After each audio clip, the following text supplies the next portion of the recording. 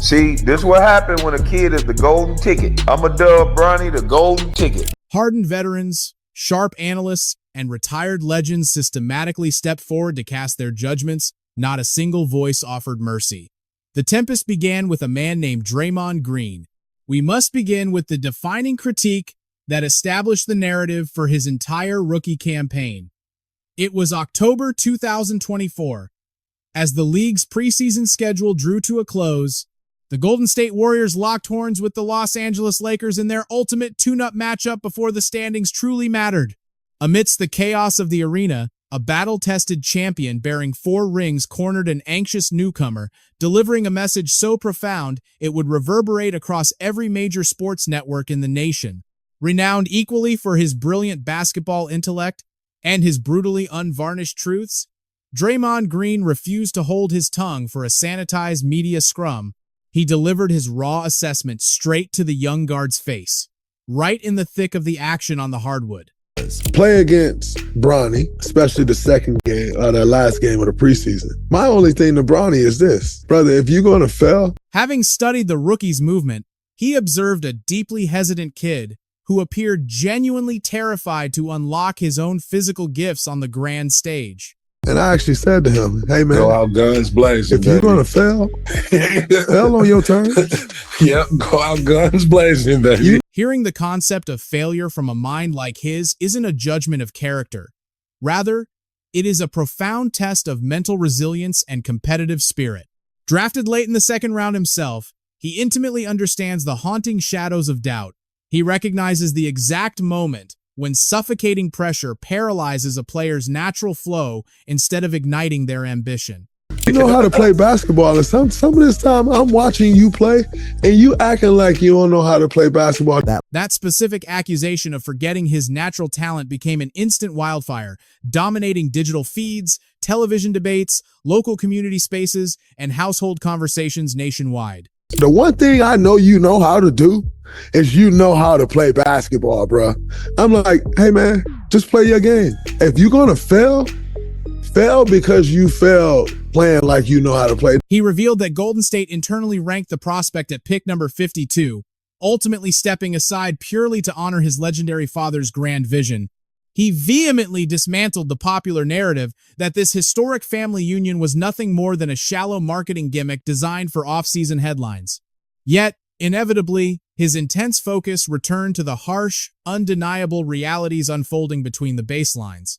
He highlighted the crippling caution, the fearful choices, and the glaring reality that the young guard was surviving rather than attacking. The magnifying glass placed over his every move was undeniably disproportionate. The 4-time champion readily admitted this massive inequity. He argued that everyday supporters would struggle to identify even a pair of 55th overall selections from the past 10 years, making this obsession deeply unprecedented. The scrutiny that he's under for the 55th pick, like, if you go to the average NBA fan and ask them, give me the 55th pick of the last 10 years, they probably can't get 2 of them. However, an unjust spotlight does not invalidate a righteous critique. The underlying philosophy was beautifully straightforward. The fundamental weapons are already safely in your arsenal. Cease pretending those weapons do not exist. Enter Kwame Brown. While the previous council arrived wrapped in thoughtful mentorship, this new voice crashed into the conversation like a wrecking ball, obliterating concrete. The calendar read October 29th, 2025. The highly scrutinized Heir was now navigating the turbulent waters of his sophomore professional campaign. Los Angeles had recently secured a victory against the Portland Trail Blazers, a contest where depleted rosters granted the young guard significant playing time to showcase his evolution. Statistically, this outing projected an image of forward momentum. In reality, it served as the breaking point where a controversial former draft pick felt compelled to launch his brutal assessment, forging a second act defined by aggressive, unapologetic media takes. The retired big man narrowed his vision onto a singular, defining defensive possession. It was a fleeting second where the sophomore stood anchored, ideally situated to sacrifice his body for an offensive foul, yet consciously elected to sidestep the incoming collision. All right, Bronny, you should be pointing and talking. You should be pointing and talking, Bronny. Bronny, you're in a great position to take a charge. This is nothing. Where the hell is you going? See, this is what happened when a kid is the golden ticket. I'm a dub Bronny, the golden ticket. This boy don't want to be touched. Charmin tissue soft. Second year in the league, should be strong as an ox, should be most viable and vibrant. He's a young man.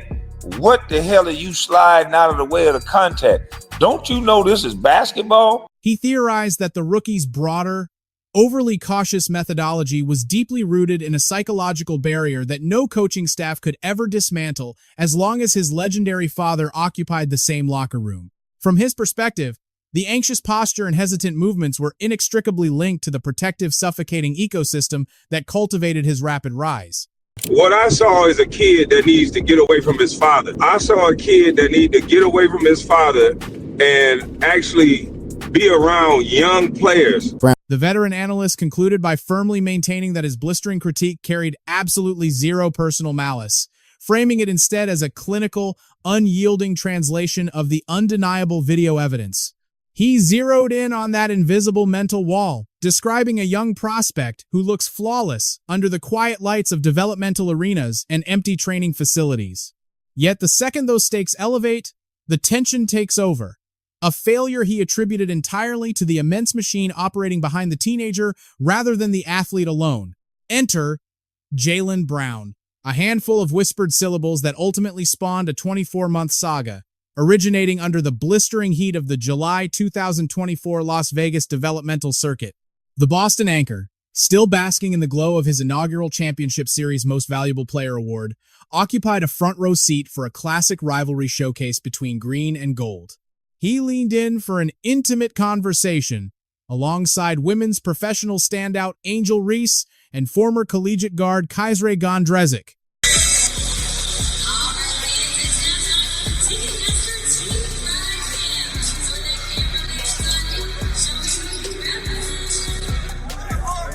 A brief, devastating sentence expressing doubt about the young guard's professional caliber was all it took.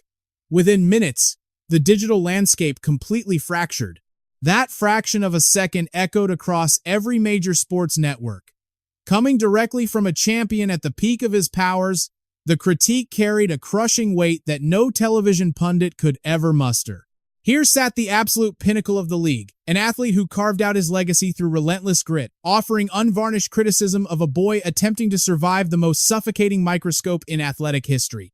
The champion immediately attempted a strategic retreat, utilizing digital platforms to praise the phenomenal support system surrounding the youth and honoring the historic familial milestone being built by his father. It was a carefully crafted diplomatic pivot, yet the psychological ripple effect was irreversible. The truly surprising element, however, was the profound grudge the patriarch decided to harbor. Fast forward almost 24 months to February 23, 2026. Following a bitter defeat at the hands of Boston, the legendary forward faced the media regarding his dynamic with the outspoken wing.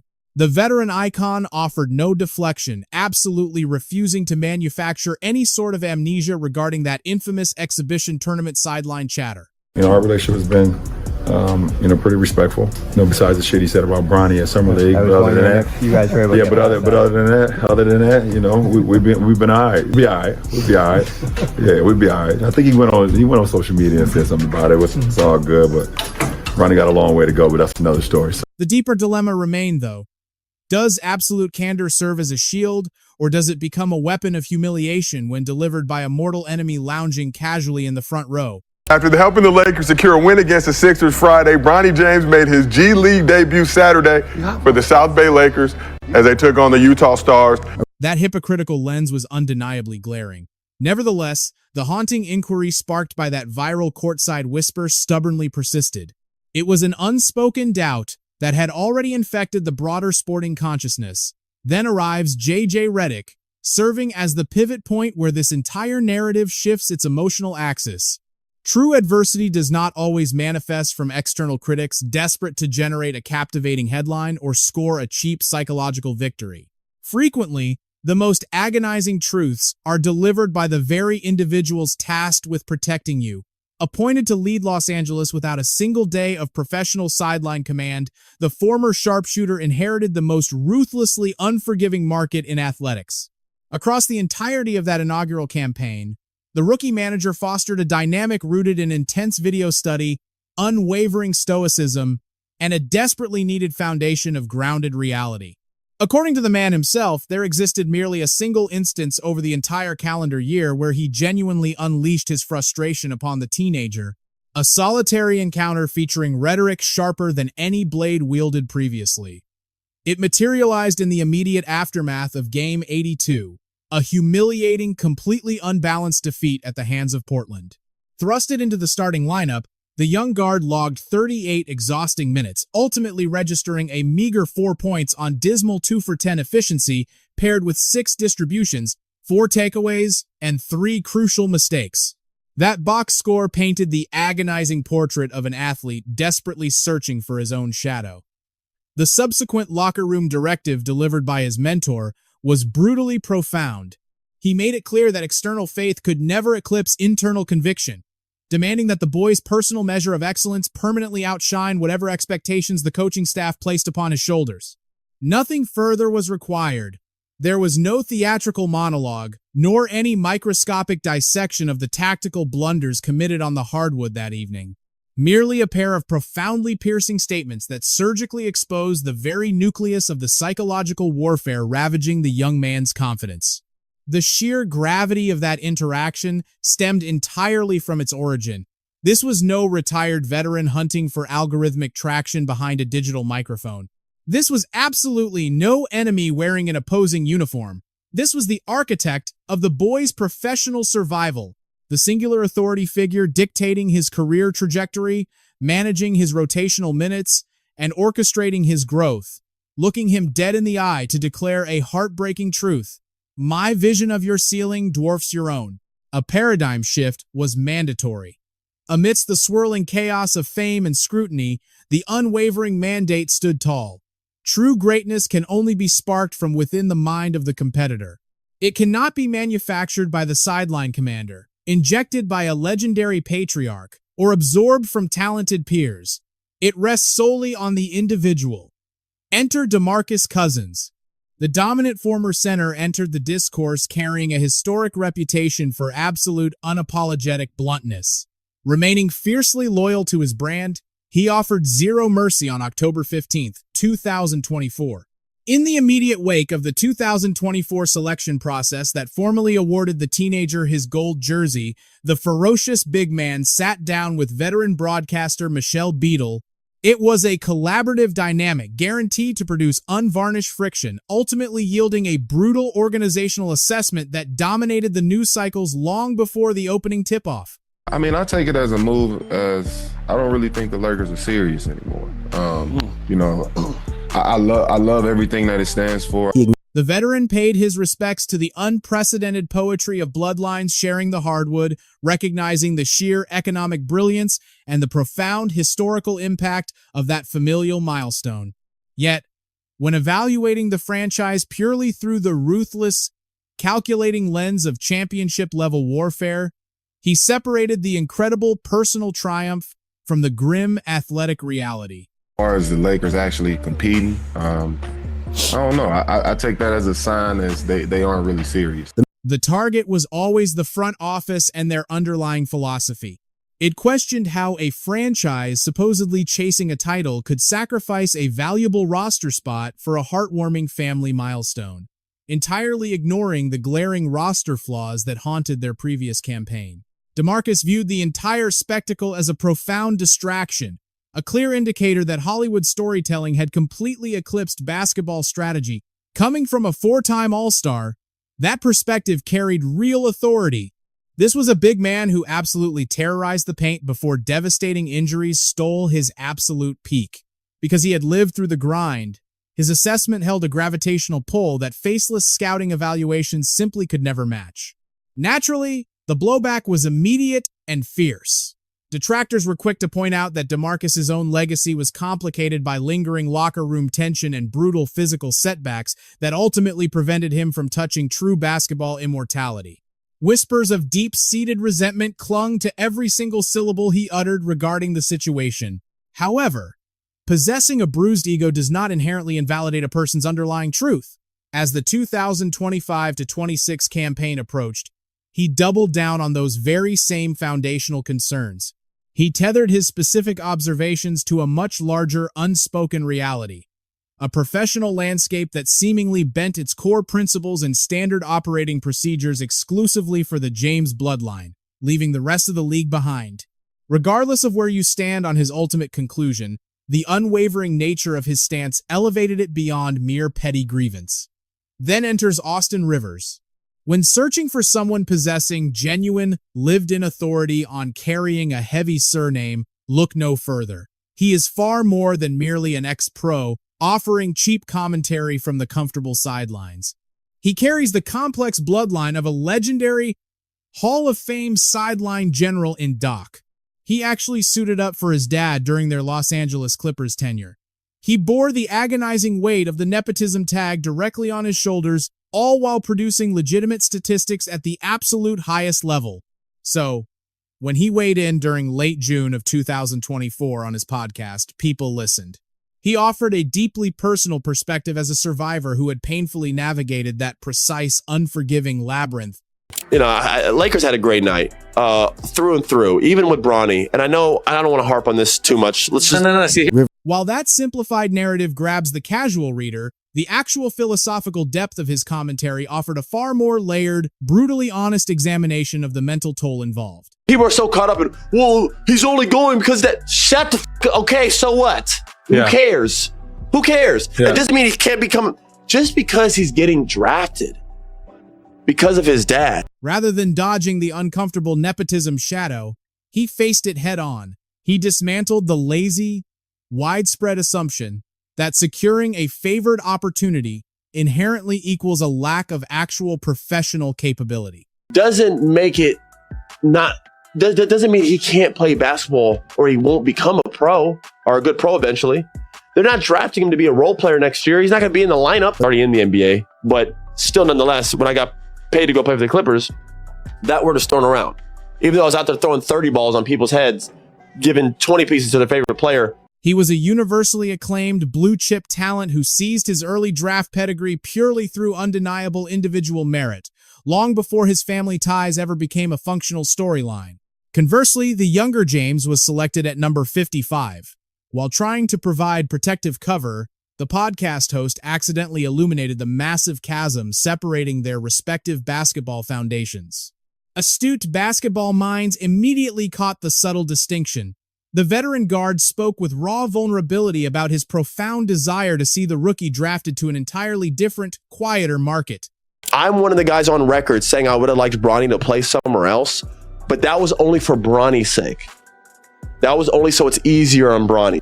That psychological nuance matters immensely. The most devastating element of his commentary was not a harsh tactical critique, but rather the heavy, lingering presence of genuine sorrow. It was a somber recognition that this specific developmental crucible, despite undoubtedly being constructed with the absolute best of parental intentions, carried a massive unseen cost. This manufactured reality guaranteed that every single failure would echo twice as loudly, while every hard-earned triumph would be unfairly diminished. Enter Gilbert Arenas, a man unmatched at dissecting basketball psychology with absolute, ruthless precision. During a November 2024 broadcast of his namesake show, the former scoring champion leaned into his ultimate strength. He masterfully blended high-level tactical breakdowns with a protective stance, yet buried within that defense was perhaps the most chilling, consequential evaluation the young prospect had faced thus far. After helping the Lakers secure a win against the Sixers Friday, Bronny James made his G League debut Saturday for the South Bay Lakers as they took on the Utah Stars. However, the ledger also revealed 5 costly giveaways and a brutal 2-for-9 shooting struggle. The veteran scorer allowed that numerical reality to hang heavily in the air before delivering his clinical verdict. I think the problem with Bronny's game, the biggest problem is he's not aggressive. And when you're not looking to score, it becomes a problem. This was deliberately painted as a deeply rooted mental roadblock rather than a mechanical deficiency. Invoking the ghost of Ben Simmons was a meticulously calculated maneuver. A problem, right? Because you're looking, it's like the Ben Simmons case, right? Yep. Right? When you're looking to make passes, you miss everything, right? If you just be ultra aggressive, like I'm looking to score, you stop me, then I make the pass. That specific parallel was incredibly painful to digest, not due to malicious intent, but because the psychological accuracy of the comparison was absolutely devastating. Here was a generational physical specimen whose prime was tragically dismantled by the exact same passive, deferential mindset that was now being diagnosed in the heir to the James dynasty. That profound hesitation to pull the trigger, that instinct to surrender a scoring window rather than carving one out himself, Arenas refused to drop the subject. He laid bare Jaylen Brown's early July struggles, painting a vivid picture of a blatant double standard playing out in real time. He dissected the sheer absurdity of placing lottery-level burdens squarely on the shoulders of the 55th overall selection. While he respected the profound historical weight of the family's achievement, honoring their unprecedented milestone, his central critique remained utterly unshaken. The glaring vulnerability in his approach lies in a stark absence of aggression, a fatal flaw for any backcourt prospect fighting for a roster spot. Remember, Arenas carved out a legacy as a three-time All-Star. Few men who have ever laced up a pair of sneakers possess his deep, visceral understanding of a guard's predatory instincts. If a mind like his identifies your deepest weakness, you take careful notes. Enter Stephen Hunter. On July 10th, 2024, mere weeks following the draft, the former professional big man shared a reflection online that rapidly ignited a firestorm far beyond his immediate circle. He ground out a 10-year career battling in the paint, originally selected 15th overall in 2001, securing his livelihood through sheer willpower across 5 separate franchises. Over the course of 400 grueling matchups, he delivered a quiet but steady 4.5 points and 3.2 boards nightly. He was never the marquee attraction, but rather a resilient survivor in an unforgiving arena where unearned playing time simply does not exist. The financial terms of the rookie's deal struck a deeply bitter nerve within him, though his frustration was carefully directed away from the young man himself. He made his stance crystal clear, taking aim entirely at the machinery operating behind the scenes. The prospect had just secured a 4-year, fully guaranteed pact valued at roughly $7.9 million. To grasp the sheer gravity of this, one must realize that prospects taken near the very end of the draft virtually never secure long-term financial promises. The vast majority are forced to fight tooth and nail just to secure a single-year commitment, with their entire futures riding on July showcase performances. Yet, this particular agreement was broadcast to the world before a single summer exhibition tip-off even occurred.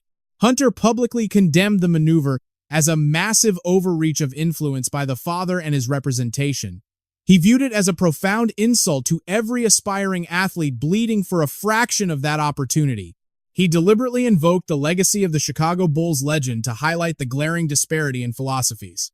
His premise rested on the undeniable truth that the greatest of his era possessed the exact same operational leverage had he elected to wield it. However, that particular icon strictly enforced a culture where everything was fiercely earned, never handed down.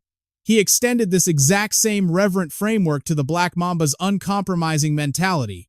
It is absolutely crucial to emphasize that his righteous indignation never targeted the teenager. He completely separated the developing prospect from the heavy-handed negotiations executed on his behalf. His crosshairs were locked firmly on the underlying machine, the shot callers and the architects of influence. Nevertheless, the collateral damage inevitably shaded the young guard's emerging narrative.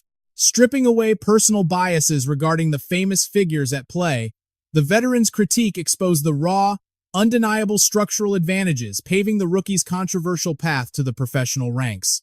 It was an unspoken truth whispered intensely among evaluators and front offices, yet bravely vocalized by a single man. The sequence of events only deepened the ensuing uncomfortable tension. Coinciding perfectly with the rookie's contract announcement, the Patriarch secured a staggering 2-year, $104 million extension of his own. That single media cycle generated an astronomical $112 million familial windfall. Acknowledging the complicated visual optics was merely scratching the surface. Enter Cooper Flagg. We must approach this chapter with a specific disclaimer, a layer of nuance essential to the broader tale. The stage was set on July 11th, 2025. Amidst the unforgiving desert heat of Las Vegas, Dallas's prized #1 overall selection squared up against the heavily scrutinized Royal Heir. The impending collision had dominated the collective consciousness of the sport for an eternity.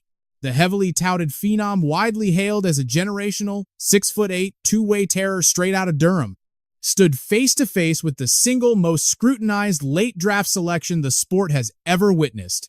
Dallas edged out an 87-85 victory, where the top prospect ground out 10 points through a grueling 5 of 21 shooting slump across 32 fierce minutes. The younger prince managed 8 points in 21 minutes of action, initially flashing brilliance with consecutive perimeter strikes against the towering forward before ultimately succumbing to the undeniable physical disparities. Then, the footage surfaced. A satirical presence online circulated a brief sequence, boldly asserting that the towering rookie had coldly delivered 4 devastating words during a dead ball scenario. Your father cannot rescue you anymore. The digital masses, starved for drama, completely bypassed any semblance of fact-checking. The raw footage ignited an uncontrollable wildfire across global networks, completely hijacking morning debate desks and deeply penetrating the very soul of basketball culture. The public rapidly constructed an epic, blood-feud mythology from 4 entirely unsubstantiated syllables. An avalanche of public reactions flooded the space, with thousands fiercely celebrating what felt like the glorious rebirth of legendary hardwood psychological warfare. Yet, we must confront the foundational asterisk. Those ruthless syllables were never actually verified. The original source was nothing more than a masterfully crafted digital illusion. Whatever genuine dialogue transpired in that tense momentary exchange remains lost to history. However, the phantom interaction demands our analytical attention for a much deeper reason. That specific manufactured moment went viral simply because society desperately craved its authenticity.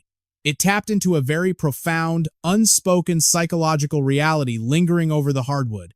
Regardless of factual accuracy, that singular falsified phrase perfectly embodied the heavy, silent tension defining his entire journey. The agonizing friction between inherited royalty and undeniable, self-made greatness. It showcased the stark philosophical contrast separating a warrior who shattered ceilings through raw output from a prince whose very presence invited relentless, inescapable skepticism from the moment he arrived. To his absolute credit, the scrutinized guard displayed immense poise when discussing his towering counterpart, humbly noting his desperate attempts to anchor himself against a man wielding massive physical advantages. On the other side, the top selection ruthlessly dissected his own lackluster shooting, branding it an absolute career low. Both young men showcased remarkable emotional maturity amid the swirling chaos. The virtual mob predictably behaved with its usual chaotic, truth-blind ferocity. Yet, peeling back the layers of that viral July moment exposes something deeply revealing. Through the fog of digital deception, we witnessed an undeniable truth. The sheer concept of an opponent stripping away his paternal safety net struck an incredibly powerful collective cultural nerve. The messenger's identity was completely irrelevant at that point. The entire professional basketball ecosystem was already harboring that exact sentiment. This brings us to Charles Barkley. We conclude with the critique that carried the heaviest emotional weight. Its sting lay not in personal venom, but in the gravitas of an immortal legend, redirecting the blame entirely toward the Guardians, aggressively orchestrating the young man's destiny. That specific weight of truth gave his critique a devastating edge. Charles Barkley visited the Better Angler broadcast during the weekend of November 22, 2024, finally unleashing a heavy judgment regarding Los Angeles' treatment of Bronny frustrations he had clearly harbored for weeks. He offered genuine reverence for the pageantry, fully recognizing the historic magnitude of a father and son sharing professional hardwood together. He genuinely respected the undeniable beauty of that milestone. Yet when discussion shifted to the franchise's actual blueprint for the rookie's growth, his politeness vanished. He admitted the opening spectacle was beautifully orchestrated, but bluntly insisted the boy wasn't prepared for the highest level. His rightful place was the developmental league, where he could actually log crucial minutes. Growth never happens while wearing a warm-up suit. He then pivoted his focus to the unprecedented sheltered home court agreement. The debated strategy restricting the rookie to competing strictly within his home arena. Well, he's not going to get better sitting on the bench, but also this thing where he's only going to play home games. That's wild. Not traveling with the team. It's it's wild. If you mean stupid, yes, because it's not fair to him. It's not fair to the team. Imagine an athlete vanishing during taxing multi-city trips for 14 days, only to return demanding guaranteed rotation minutes. It revealed the deep, unsettling front office instability woven into that strategy. Can you imagine a coach of that team? Like, you come off a road trip and there's a player you ain't seen in a week or two, and then you feel like you probably got to play him. So I don't think they're doing Bronny any favors, and they just handle this thing really bad. It's a bad look for the Lakers. It's a bad look for the Lakers. Carefully, with genuine expressed respect for everything LeBron had accomplished, but firmly. I also think it's a bad look for, I really like everything LeBron's done, but this is a bad look for him, in my opinion. He reiterated that while familial history was compelling, true mastery requires minor league reps.